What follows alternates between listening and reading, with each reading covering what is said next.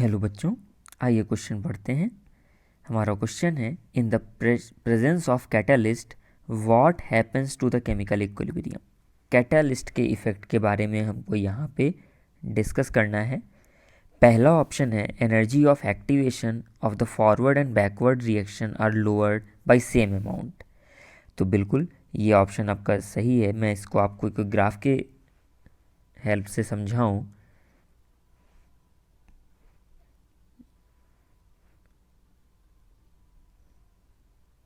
यहाँ पे अगर हम पोटेंशियल एनर्जी और रिएक्शन प्रोग्रेस के बीच में कर्व बनाते हैं, एनर्जी प्रोफाइल डायग्राम बनाते हैं कुछ इस प्रकार से।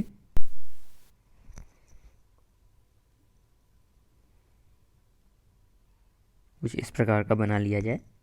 ये मैंने एंडोथर्मिक रिएक्शन का बनाया है, आप एक्सो का भी बना सकते थे, ऐसा कुछ ज़रूरी नहीं है। यहाँ पे आपका रिएक्टेंट होगा, यहाँ पे आपका प्रोडक्ट होगा, और ये जो हाइट होती है वो आपकी एक्टिवेशन एनर्जी की होती है। तो पहला ऑप्शन कह रहा था, energy of activation of forward and backward reaction are lowered by the same amount. तो अब अगर आप यहाँ पे कोई कैटालिस्ट को यूज़ करते हैं, मान लेते हैं कि एक पॉजिटिव कैटालिस्ट था जो कि EA को घटा देगा, तो अब जो नया कर्व होगा वो कुछ इस प्रकार से होगा, जो मैं ग्रीन कलर से दिखा रहा हूँ, इस प्रकार से।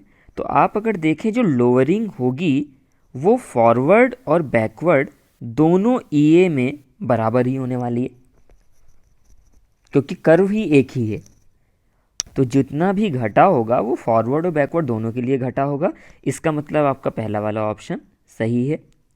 दूसरे ऑप्शन पे आए, equilibrium amount is not disturb. ये आपको पता होना चाहिए कि सिर्फ ये टाइम को चेंज करता है कैटालिस्ट, इक्विलिब्रियम अमाउंट पे किसी भी प्रकार का फ़र्क नहीं डालता, तो ये भी आपका सही है। Third option, rate of forward and reverse reaction increases by the same factor.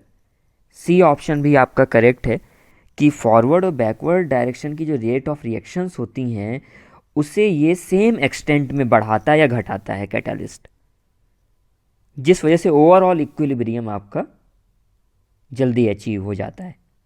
क्योंकि आप देख ही रहे हैं कि EA भी बराबर रूप से ही दोनों में के लिए घट रहा है, तो सी ऑप्शन भी आपका सही होगा।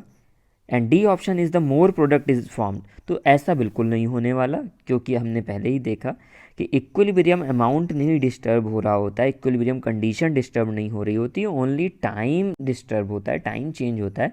तो आपके जो फाइनल आंसर होने वाला है A, B एंड C होगा। Thank you and I hope you understood it very well.